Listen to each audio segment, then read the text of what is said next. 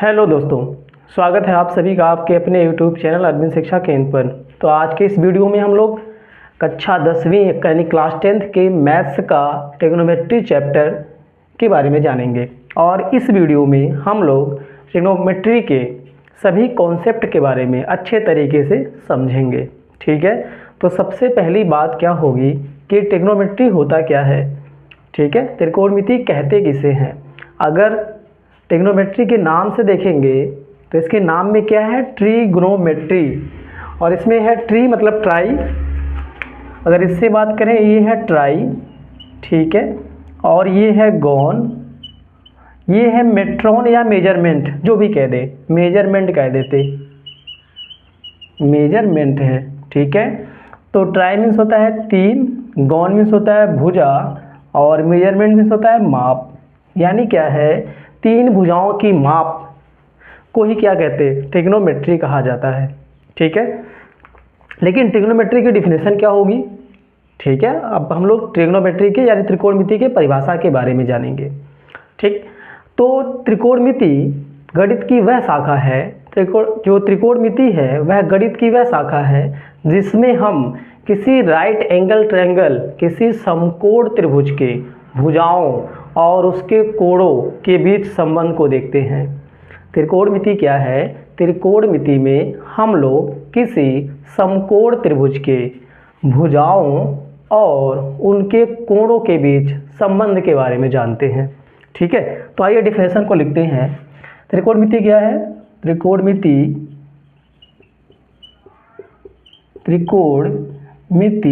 गणित की वह शाखा है, गणित की वह शाखा है जिसमें हम राइट एंगल ट्रायंगल यानी समकोण त्रिभुज, जिसमें हम समकोण त्रिभुज के भुजाओं और कोणों के बीच संबंध के बारे के भुजाओं और कोणों के बीच संबंध को जानते हैं या समझते हैं, को जानते हैं। क्लियर, तो त्रिकोणमिति का ये डिफिनेशन हो जाएगा। त्रिकोणमिति में क्या मैटर करता है, इसमें हम लोग समकोण त्रिभुज के, केवल समकोण त्रिभुज के भुजाओं और समकोण त्रिभुज के कोणों के बीच संबंध के बारे में पढ़ेंगे। क्लियर, ये बात आप सबको समझ में आ रही होगी। तो बात ये आएगा कि समकोण त्रिभुज के भुजाओं और कोणों के बीच संबंध को जानेंगे कैसे। क्लियर, किसी समकोण त्रिभुज के कोणों और भुजाओं के बारे में हम कैसे जानेंगे, तो उसके लिए हमें 6 त्रिकोणमिति अनुपात, 6 ट्रिग्नोमेट्रिक रेशियो के बारे में जानना होगा। वह 6 त्रिकोणमिति अनुपात होते क्या हैं। पहला है, इसमें अगर पहले त्रिकोणमिति अनुपात की बात करें, पहला है साइन थीटा, ठीक है, दूसरा है कोसाइन थीटा। क्लियर, तीसरा है टेंजेंट थीटा, टेंजेंट थीटा, ठीक है, और चौथा क्या है, चौथा है कोसेंट थीटा। क्लियर, पांचवा होगा सेकेंट थीटा और छठवा होगा कोटेंजेंट थीटा। क्लियर, ये बात आप सबको समझ में आ रही होगी। क्या है कि चूंकि त्रिकोणमिति में क्या होता है, त्रिकोणमिति में किसी भी समकोण त्रिभुज के कोणों और भुजाओं के बीच संबंध के बारे में जानते हैं। तो बात ये आती है कि समकोण त्रिभुज के कोणों और भुजाओं के बीच संबंध को ज्ञात कैसे करेंगे। तो उसके लिए हमें 6 त्रिकोणमिति अनुपातों की आवश्यकता पड़ी। वे 6 त्रिकोणमिति अनुपात कौन कौन से हैं, साइन थीटा है, कोसाइन थीटा है, टेंजेंट थीटा है, कोसेंट थीटा है, सेकेंड थीटा है और कोटेंजेंट थीटा है।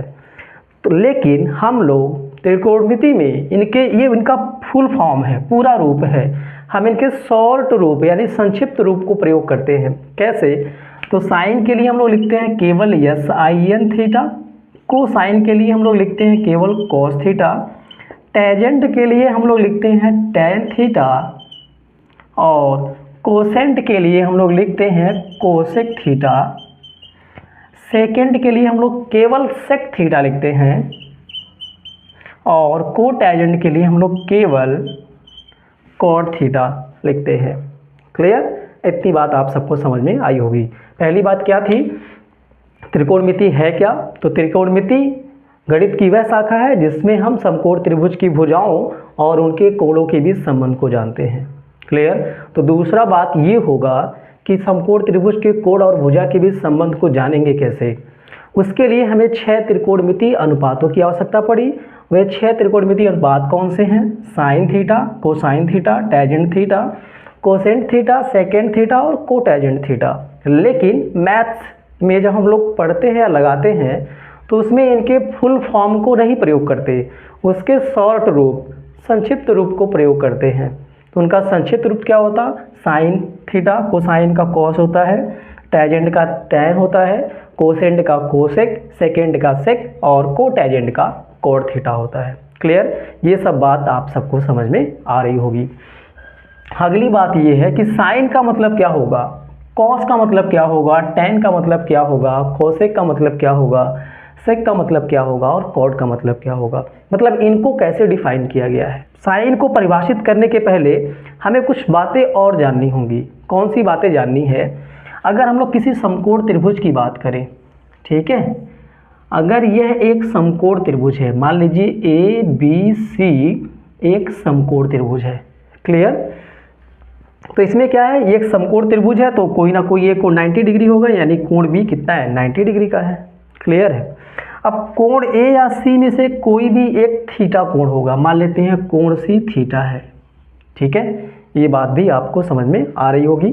ठीक है, अगर कोण सी थीटा है तो चूंकि ये 90 है और ये थीटा है तो इसमें इस भुजा का नाम क्या होगा, इस भुजा का क्या नाम होगा और इस भुजा का क्या नाम होगा, इसके बारे में जानना है। तो एक चीज़ ध्यान दीजिएगा, अगर समकोण त्रिभुज है तो जहाँ 90 डिग्री का कोण बन रहा होगा उसके जस्ट सामने वाली भुजा, 90 के सामने वाली भुजा कर्ण होती है। क्लियर? पहली बात क्या याद रखेंगे, किसी समकोण त्रिभुज में जहाँ 90 डिग्री का एंगल बन रहा होगा उसके सामने वाली भुजा कर्ण कहलाती है, हाइपोटेन्यूज कहलाती है। क्लियर? और जो ये कोण बन रहा होगा, कोण के ठीक सामने वाली भुजा, जहाँ पर कोण ये भी हो सकता है, कोण ये भी हो सकता है, वह क्वेश्चन में किसी की भी बात कर सकता है, तो जहाँ पर कोण बन रहा होगा कोण के ठीक सामने वाली भुजा लंब कहलाती है। क्लियर? और जो तीसरी भुजा बची है उसी को हम लोग आधार कह देते हैं, यानी थीटा के साथ लगी हुई, कोण के साथ लगी हुई जो भुजा होगी उसी को हम लोग क्या बोलेंगे, उसी को हम लोग आधार बोलेंगे। ठीक है, इतनी बात आप सबको समझ में आ रही होगी कि समकोण त्रिभुज क्या होगा, ऐसा त्रिभुज जिसका एक कोण 90 डिग्री का हो उसे समकोण त्रिभुज कहा जाता है। तो जहाँ 90 डिग्री का एंगल बन रहा होगा उसके सामने वाली भुजा को कर्ण कहा जाता है। क्लियर है? कर्ण है, और थीटा के सामने वाली भुजा को लंब कहा जाता। जो एक भुजा बचेगी जो थीटा के साथ लगी हुई होगी उसी को आधार कहा जाता है। ठीक है, तो क्या कर्ण हमेशा, क्या लंब, कर्ण और आधार बदल सकते हैं? तो इसे ध्यान दीजिएगा, 90 के सामने हमेशा कर्ण होगा, यानी कर्ण कभी नहीं बदलेगा। ठीक है, हाँ, लंब और आधार आपस में बदल जाते। कैसे? जैसे कि अगर इस कोण की बात की, कोण सी को थीटा बोला तो इसके सामने लंब ये होगा, लेकिन अगर कोण ए की बात करते, मतलब थीटा ये होता तो इसके सामने ये लंब हो जाता। यानी क्या है कि लंब और आधार आपस में इंटरचेंजेबल हैं, मतलब आपस में बदल सकते हैं। ये डिपेंड करेगा किस कोण की वह बात कर रहा होगा।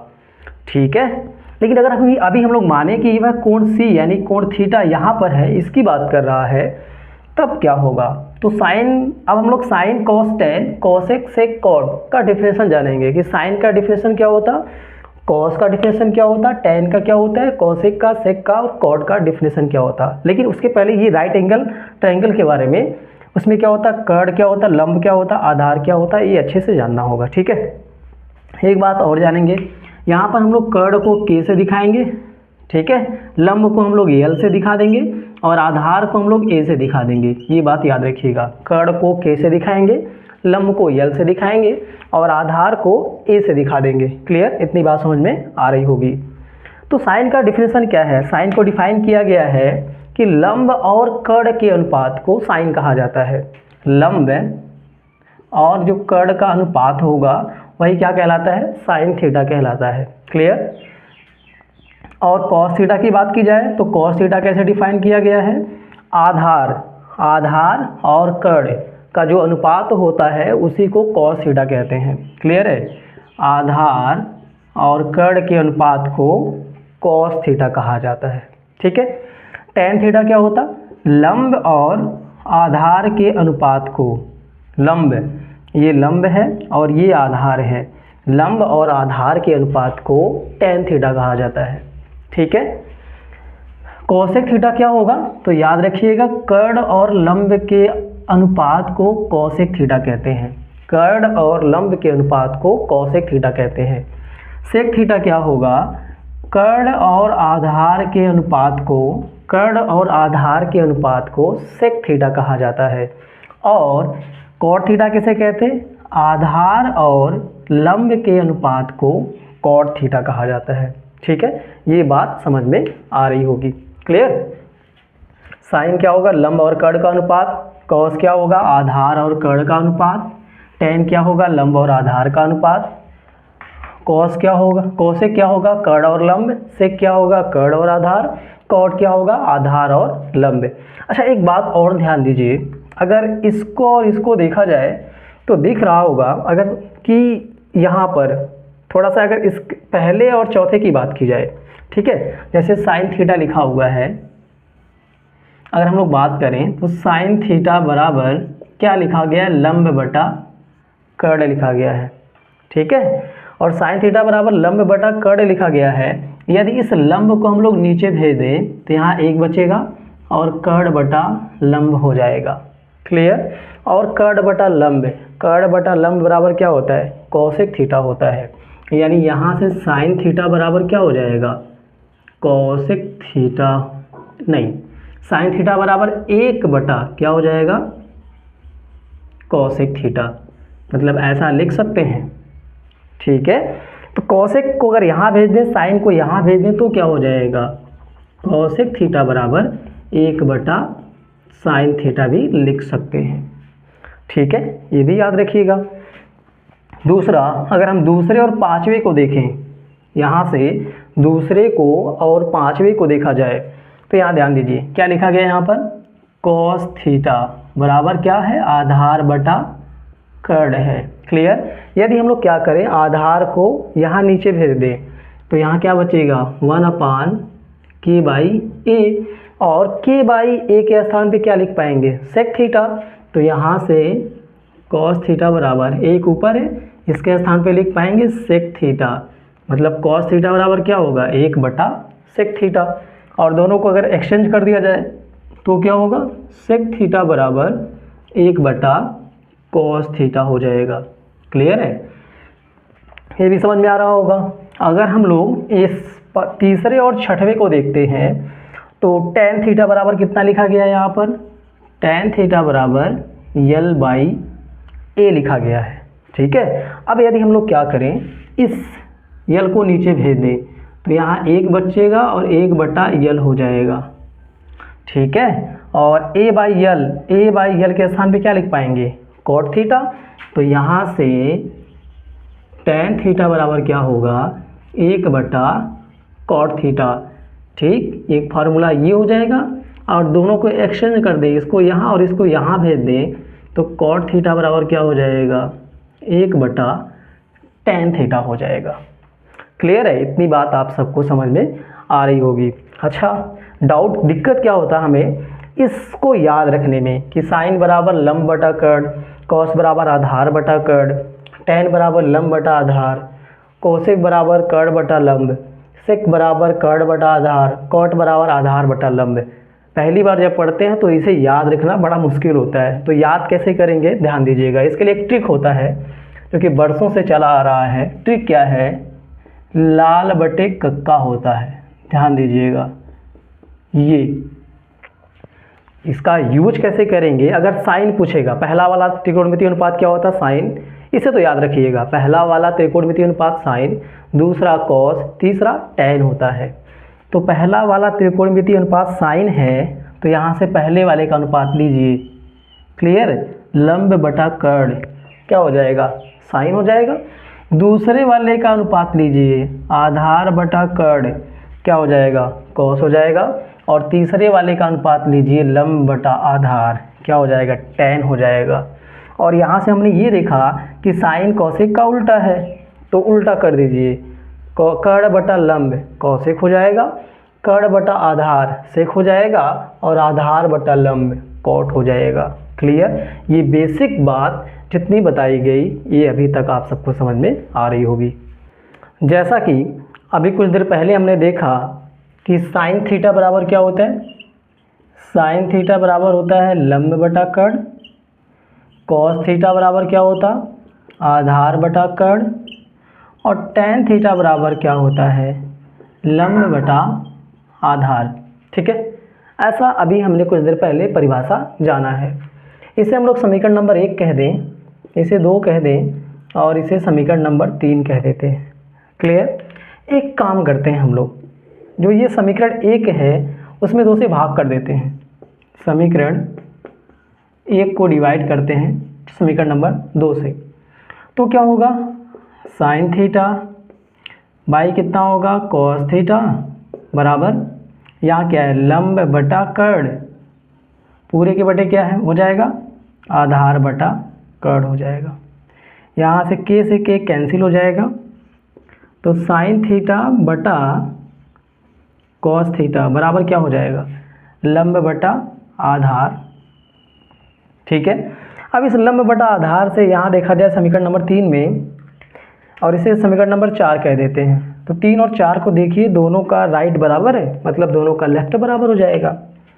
तो समीकरण 3 व 4 से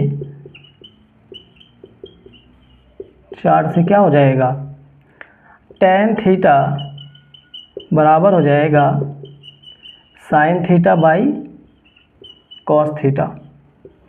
ठीक है, ये बात आप सबको समझ में आ रहा होगा।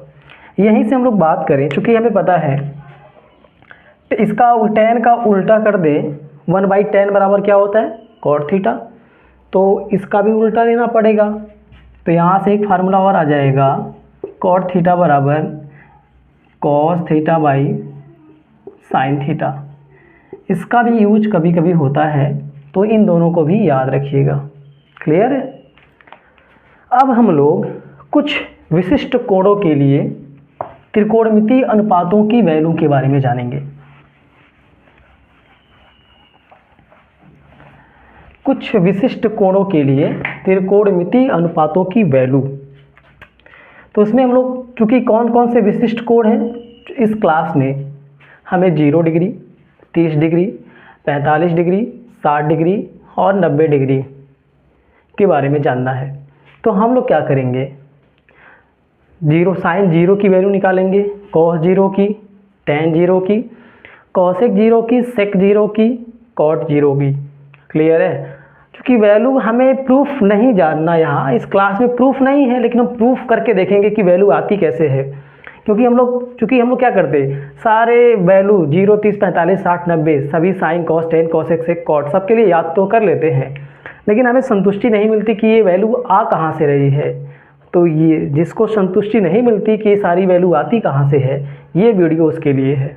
क्लियर है, अब हम लोग थीटा यानी 0, 30, 45, 60, 90 इन सब के लिए साइन, कॉस, टैन, कॉसेक, सेक, कॉट की वैल्यू क्या होगी वो देखेंगे, और प्रूफ कैसे होता है, वैल्यू आती कैसे है, इसको भी जानेंगे।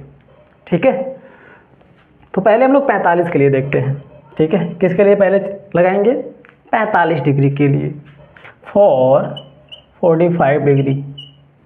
क्लियर, तो एक चीज़ ध्यान दीजिएगा, अगर अपने पास क्या हो, एक चूँकि ट्रिग्नोमेट्री पढ़ा कहाँ जाता, समकोण त्रिभुज में, ऐसा तो आप सबको पता ही है। तो एक समकोण त्रिभुज ले लेते हैं।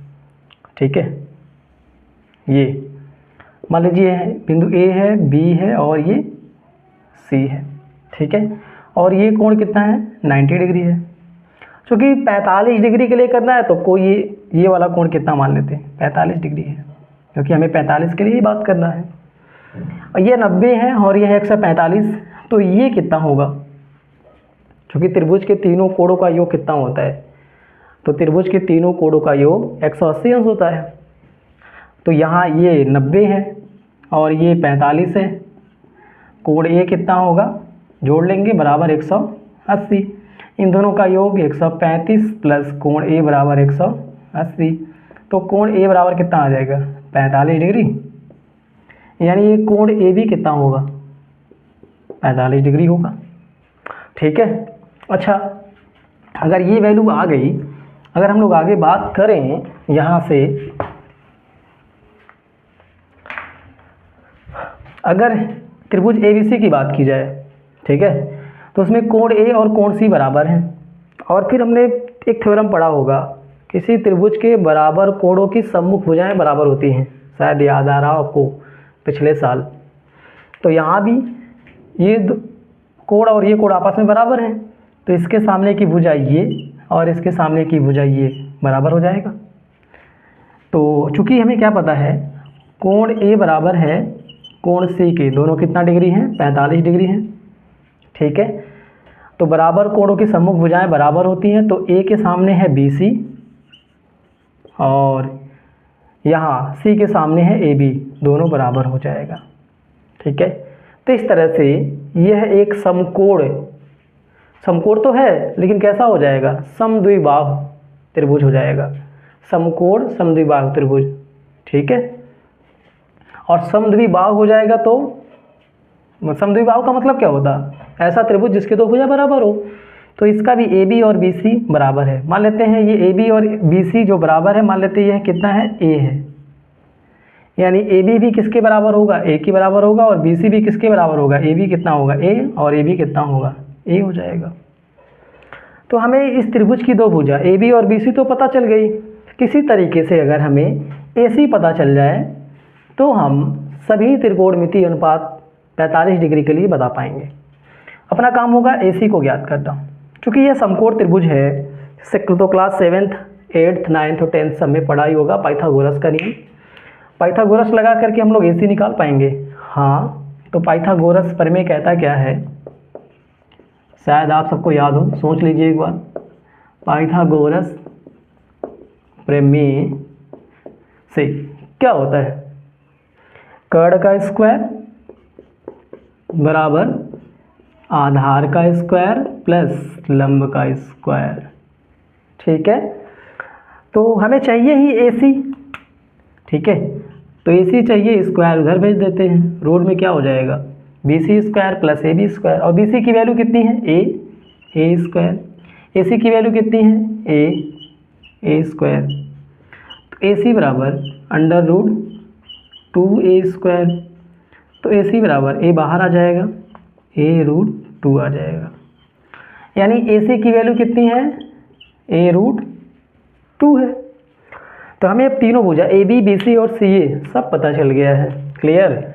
अब हम लोग आसानी से साइन 45 की वैल्यू क्या होगी ज्ञात कर पाएंगे, कॉस 45 क्या होगा ये भी ज्ञात कर पाएंगे, tan 45 क्या होगा ये भी ज्ञात कर पाएंगे, कोसेक 45 ज्ञात कर पाएंगे, सेक 45 ज्ञात कर पाएंगे, और कॉट 45 भी निकाल पाएंगे। कैसे देखिएगा यहाँ पर, चूँकि आप सबको याद है साइन का डिफरेंशियल, साइन बराबर क्या होता है लंब बटा कर्ण, तो 45 ये है, लंब क्या होगा 90 के सामने कर्ण होता, और जिस कोण की बात करते हैं उसके सामने लंब होता है, तो ये आधार हो जाएगा।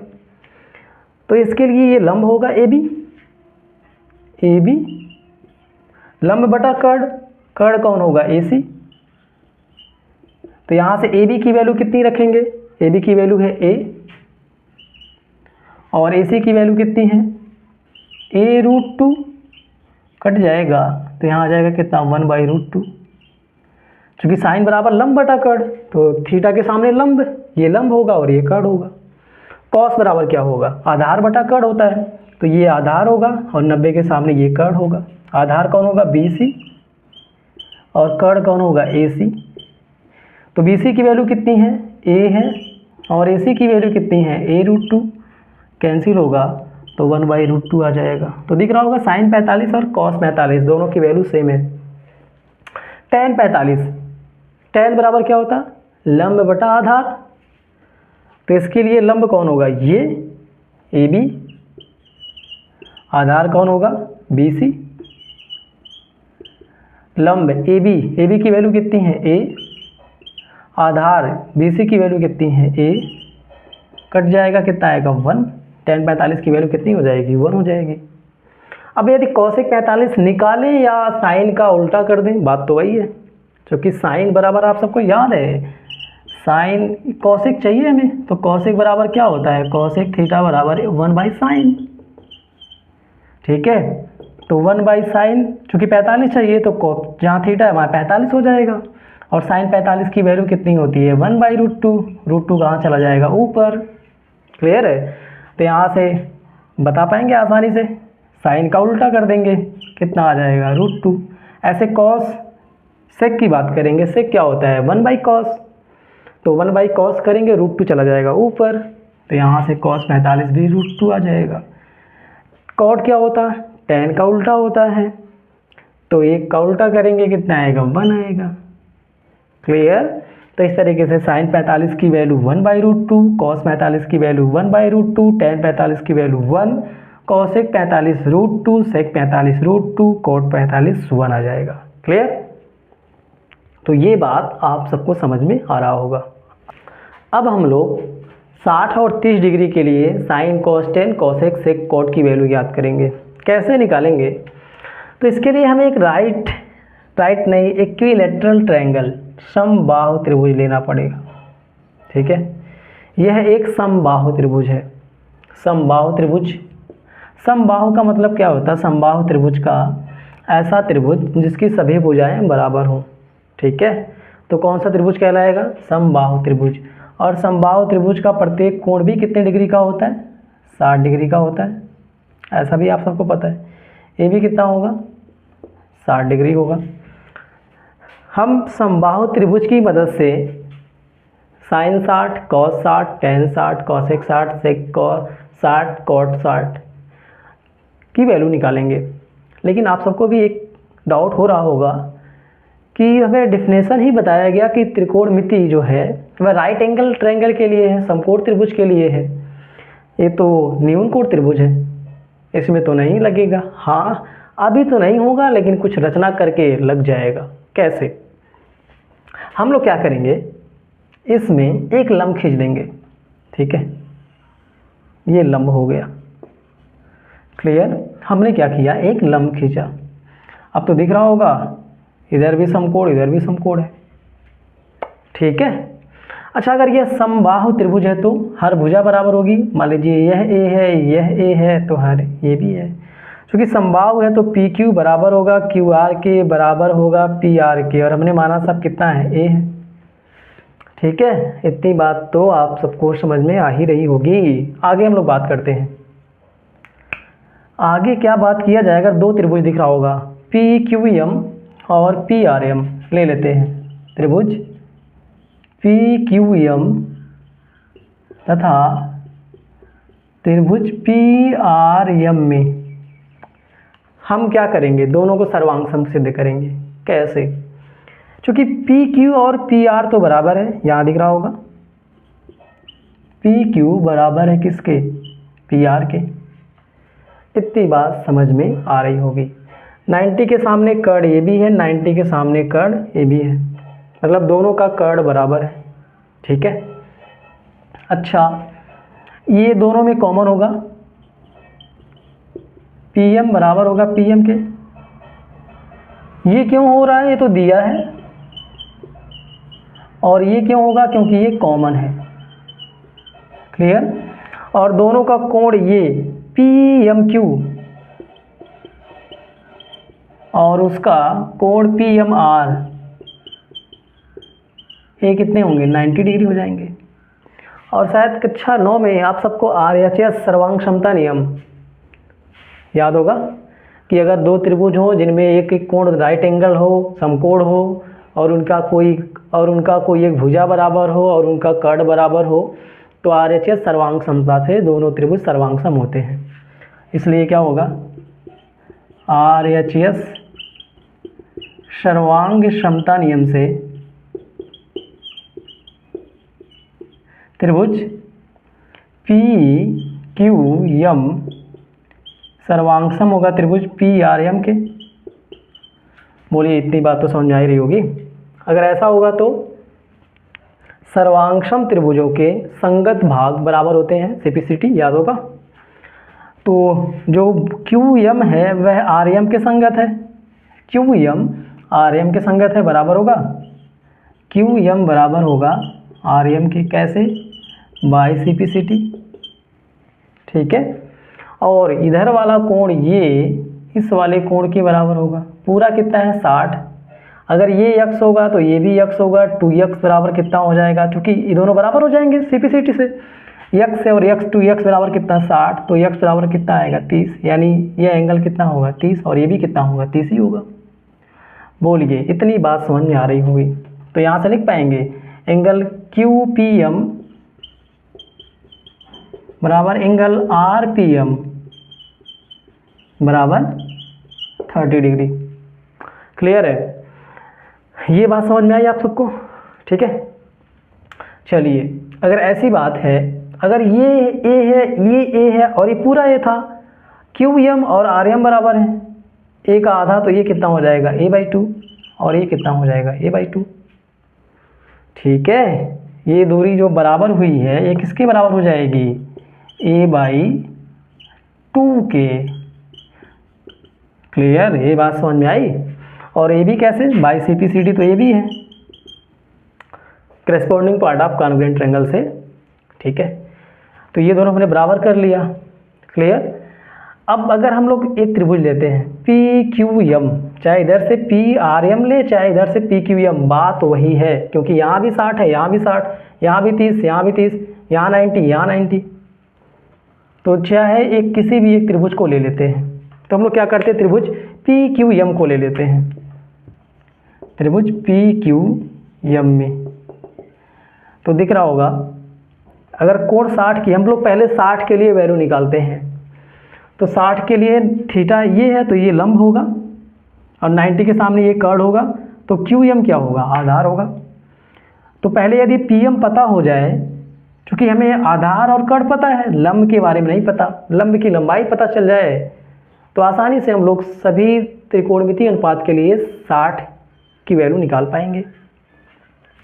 तो PM कैसे निकलेगा, वही पाइथागोरस से, कर्ण का स्क्वायर यानी PQ का स्क्वायर, आधार का स्क्वायर यानी QM का स्क्वायर, प्लस लंब का स्क्वायर यानी PM का स्क्वायर।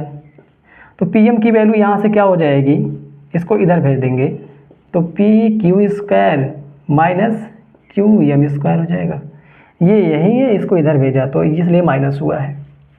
हमें PM ही चाहिए, तो स्क्वायर जाएगा तो रूट हो जाएगा। क्लियर। और PQ की वैल्यू कितनी है, A, तो A का स्क्वायर। QM कितना है, A/2, स्क्वायर होगा तो A²/4 हो जाएगा। हर बराबर करेंगे तो 4A² माइनस A² 3A²/4 होगा। तो यहाँ से PM बराबर रूट में 3 होगा, A बाहर आ जाएगा और 2 बाहर आ जाएगा, यानी PM की लंबाई कितनी होगी, रूट 3A/2 हो जाएगी। अब हम लोग आसानी से साइन 60, कॉस 60, टेन 60, कॉसेक 60, सेक 60 और कॉट 60 की वैल्यू निकाल पाएंगे। साइन 60, कॉस 60, टेन 60, बाकी तो इन्हीं का उल्टा करके कॉसेक से कॉट तो आ ही जाता है। और कॉसेक 60, सेक 60 और टेन 60 की वैल्यू निकालेंगे। कैसे, ध्यान दीजिए, साइन बराबर क्या होता है, लंब बटा कर्ण। तो 60 के लिए ये लंब होगा और ये कर्ण होगा, PM बटा PQ। PM/PQ। PM की लंबाई कितनी है? √3a/2। PQ कितना है? A है। क्लियर? A से A कैंसिल हो जाएगा, कितना बचेगा? √3/2। यानी साइन 60 की वैल्यू कितनी होगी? √3/2 होगी।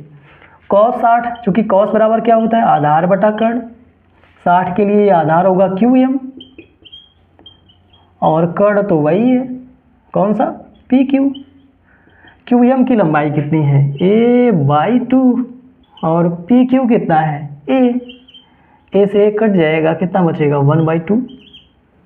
यानी cos 60 की वैल्यू कितनी होगी? 1/2। tan के लिए क्या होता है? लंब बटा आधार। तो इसके लिए लंब कौन होगा? PM। आधार कौन होगा? QM। PM की वैल्यू कितनी है? √3a/2। पूरे के बटे QM कितना होगा? A/2। 2 से 2 और A से A कैंसिल, कितना आएगा? √3। क्लियर है?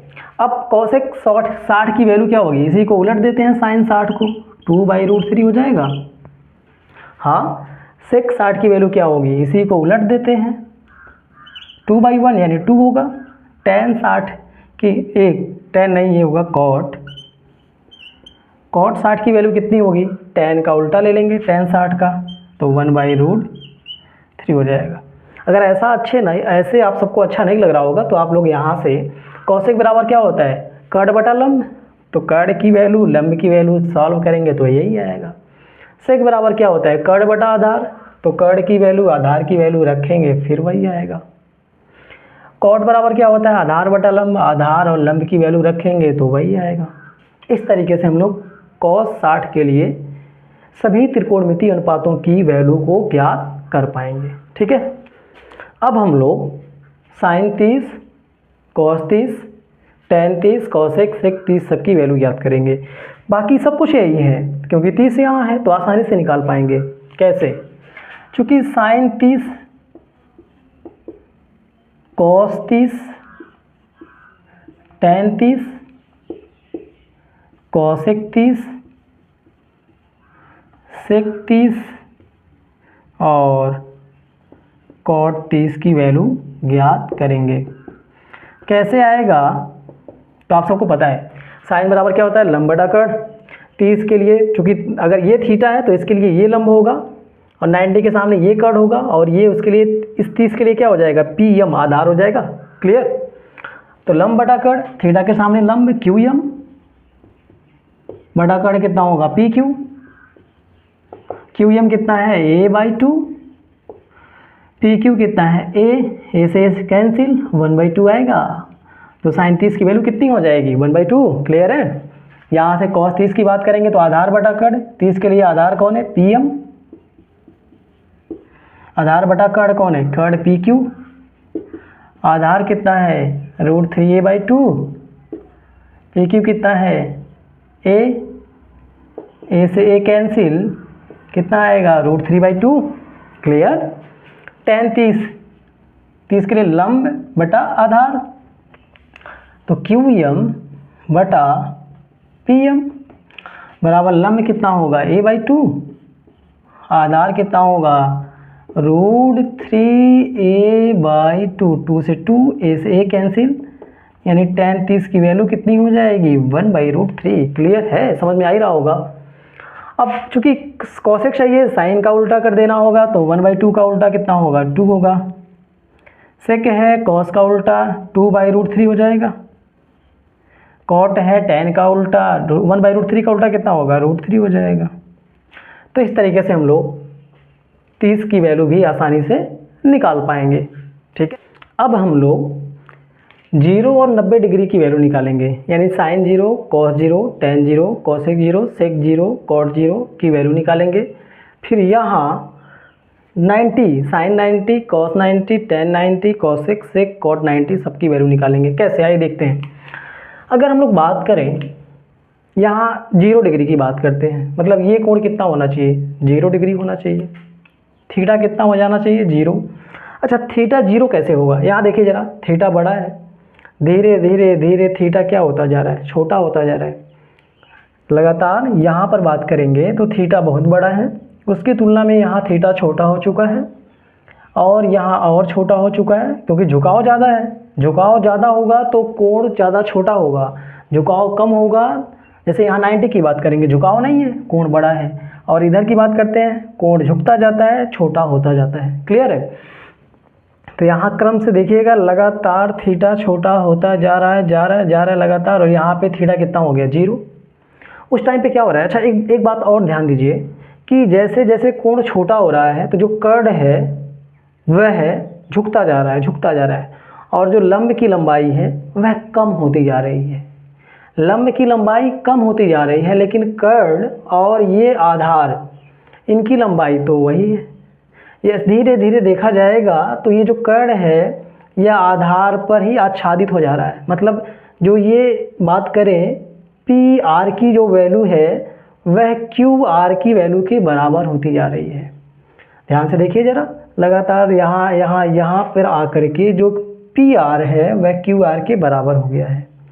यानी जो कर्ण है, कर्ण यानी कि पी आर किसके बराबर हो जा रहा है, क्यू आर के। यानी जो कर्ण है, कर्ण यानी के, वह आधार यानी ए के बराबर होता जा रहा है।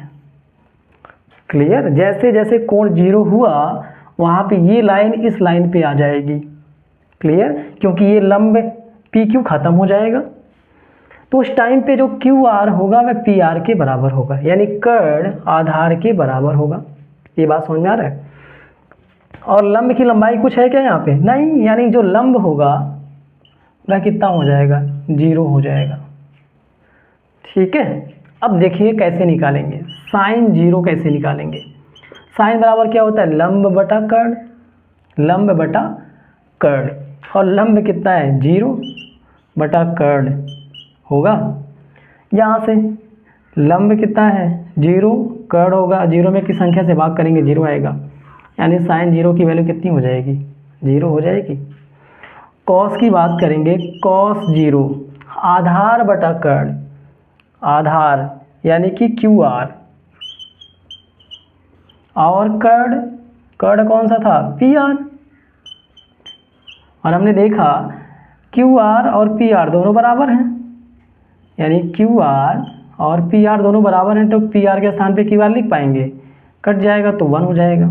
यानी कॉस 0 की वैल्यू कितनी होती है, 1 होती है।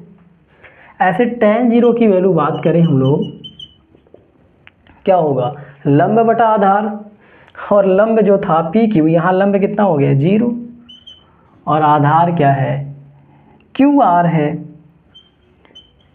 0 बटा आधार, 0 में किसी भी संख्या से भाग करेंगे कितना आएगा, 0, यानी tan 0 कितना होगा, 0 हो जाएगा। क्लियर है? ये बात समझ में आ रही है? क्योंकि tan बराबर क्या होता है, लंब बटा आधार, और यहाँ पर लंब तो 0 हो चुका है, दिख रहा होगा, कर्ण और आधार बराबर है, लंब 0 हो चुका है, और 0 में किसी भी संख्या से भाग करेंगे तो 0 ही आएगा। ऐसे ही यदि हम लोग यहाँ, अब साइन का उल्टा क्या होता है, कॉसेक 0 निकालें तो 0 बाई समथिंग होगा, तो समथिंग बाई 0 होगा, और 0 से 0 नीचे आ जाएगा, और 0 से भाग करेंगे तो क्या आता है, इनफाइनाइट, अनडिफाइंड, अपरिभाषित। मतलब कॉस 0 की वैल्यू अपरिभाषित है, डिफाइन नहीं है, यानी इनफाइनाइट है, अपरिभाषित है। क्लियर है? ऐसे ही सेक 0 कितना होगा, 1 का उल्टा कितना होगा, 1 ही होगा, तो सेक 0 भी 1 ही होगा। क्लियर?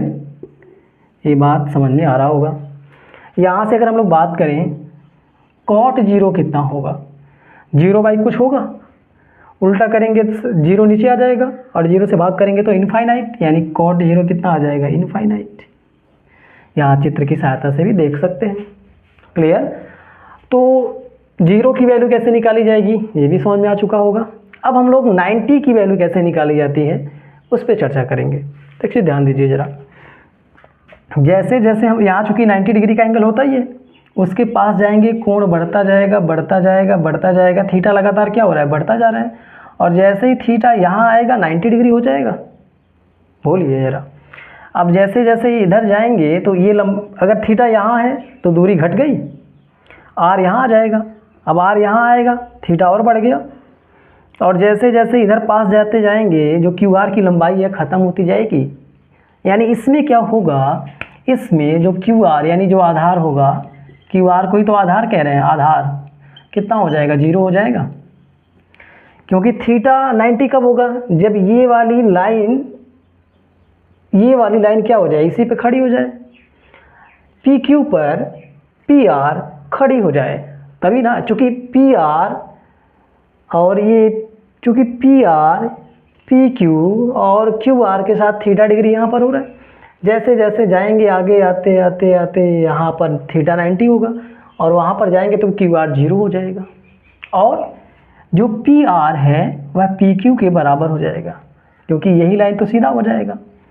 तो यहाँ पर क्यू आर बराबर हो जाएगा पी क्यू, यानी जो कर्ण है कर्ण लंब के बराबर होगा। 0 में ध्यान दीजिए, 0 था तो कर्ण आधार बराबर था, जब 90 है तो कर्ण और लंब बराबर है। तो यहाँ से हम लोग बात करें साइन 90 कितना होगा, क्या होता है, लंब बटा कर्ण, लंब मतलब पी क्यू बटा कर्ण मतलब पी आर, और पी क्यू और पी आर की बात करें, ये गड़बड़ यहाँ लिख दिया, पी क्यू और पी आर बराबर होंगे, ध्यान दीजिएगा, पी क्यू और पी आर बराबर होंगे, क्योंकि ये लाइन इस पर खड़ी होगी और ये वाला ख़त्म हो जाएगा। ठीक है, तो पी क्यू और पी आर दोनों बराबर हैं, तो पी क्यू और पी आर के स्थान पे पी क्यू लिख पाएंगे। यहाँ से वैल्यू कितनी आ जाएगी, 1 आ जाएगी। ऐसे ही cos 90 की बात करें हम लोग, क्या होता है, आधार बटा कर्ण, आधार कितना है 0 और 0 बटा कर्ण लिख दें, कितना हो जाएगा, 0 में किसी भी संख्या से भाग करेंगे 0 ही आएगा, आप सबको पता ही है। tan 90 कितना होगा, लंब, tan बराबर क्या होता है, लंब बटा आधार, लंब तो है, लंब कितना है पी क्यू, आधार कितना है 0 और 0 से भाग करते हैं तो इनफाइनाइट, यानी tan 90 कितना होगा, इनफाइनाइट हो जाएगा। ठीक है, अब यहीं से अगर हमें कॉसेक की बात करनी हो तो क्या हो जाएगा, कॉसेक बराबर कॉसेक 90, एक का उल्टा एक ही होता है, तो कॉसेक 90 1 हो जाएगा। सेक 90 कितना होगा, 0 नीचे आएगा, 0 से भाग करेंगे इनफाइनाइट हो जाएगा। और tan 90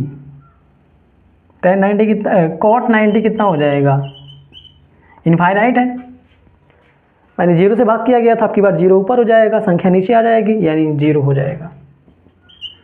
तो इस तरीके से हम लोग साइन सभी त्रिकोणमितीय अनुपातों के लिए 0, 30, 45, 60, 90 सबकी वैल्यू आसानी से ज्ञात कर पाएंगे। ठीक है, तो हमें यहाँ त्रिकोणमितीय सर्वसमीका ट्रिग्नोमेट्रिक आइडेंटिटीज के बारे में जानना है ट्रिग्नोमेट्रिक आइडेंटिटीज, त्रिकोणमितीय सर्वसमीकाओं के बारे में जानना है। तो यहाँ पर टोटल 3 मुख्य सर्वसमीका हैं, कौन कौन सा, पहला है sine square theta plus cos square theta equal to 1 है। दूसरा जो सर्वसमीका है वह है sec square theta minus tan square theta equal to 1 है। तीसरा जो है वह है cosec square theta minus cot square theta equal to 1 है। तो हमें ये 3 सर्वसमीकाओं के बारे में जानना है, यानी यहाँ थीटा अगर कुछ भी रखें दोनों साइड हमेशा बराबर होगा। क्लियर है, तो बात आएगी इसका प्रूफ कैसे किया जाएगा। प्रूफ देखने के लिए यहाँ देखिएगा, 2 साइड है, ये LHS और RHS, तो LHS ले करके सॉल्व करेंगे, RHS आ जाएगा, कह देंगे प्रूफ हो गया। तो पहला हम लोग सॉल्व करते हैं, पहले का LHS ले लेते हैं, क्या है, sine square theta plus cos square theta.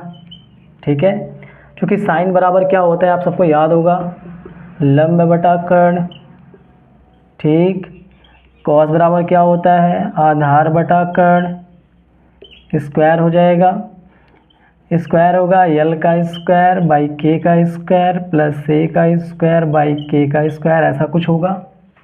दोनों का हर बराबर है तो अंश में जोड़ लेंगे, लंब स्क्वायर प्लस आधार स्क्वायर बटा कर्ण स्क्वायर होगा, ये किसके बराबर आया, sign square theta plus cos square theta. ठीक है, अगर आप सबको पाइथागोरस प्रमेय याद हो, इसे कोई नाम दे दीजिए, समीकरण नंबर 1। पाइथागोरस प्रमेय से हम लोग बात करें, पाइथागोरस प्रमेय से क्या होता है, लंब का स्क्वायर प्लस आधार का स्क्वायर बराबर कर्ण का स्क्वायर होता है। समीकरण नंबर 2 कह रहे, तो जहाँ लंब का स्क्वायर और आधार का स्क्वायर है वहाँ कर्ण का स्क्वायर लिख पाएंगे, हाँ।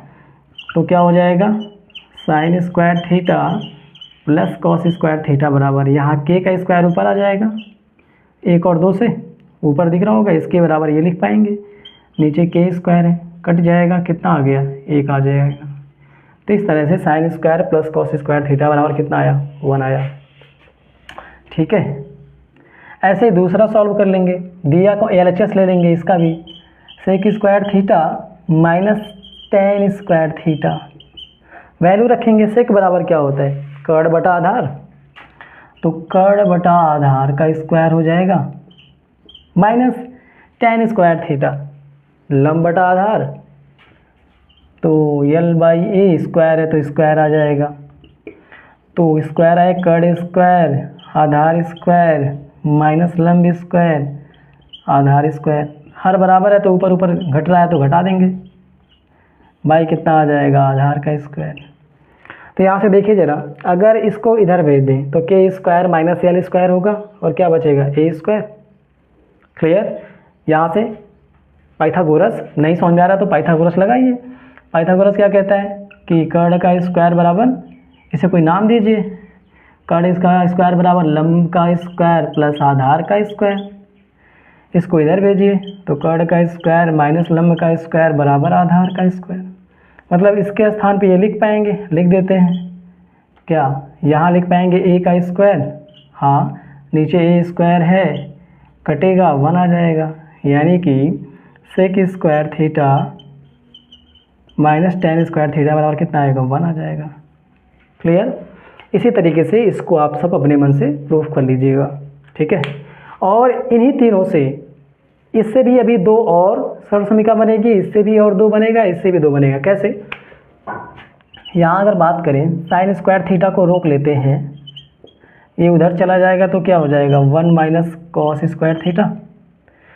दूसरा क्या होगा, इसको रोक लें, इसको उधर भेज दें तो कॉस स्क्वायर थीटा बराबर क्या हो जाएगा, 1 माइनस साइन स्क्वायर थीटा।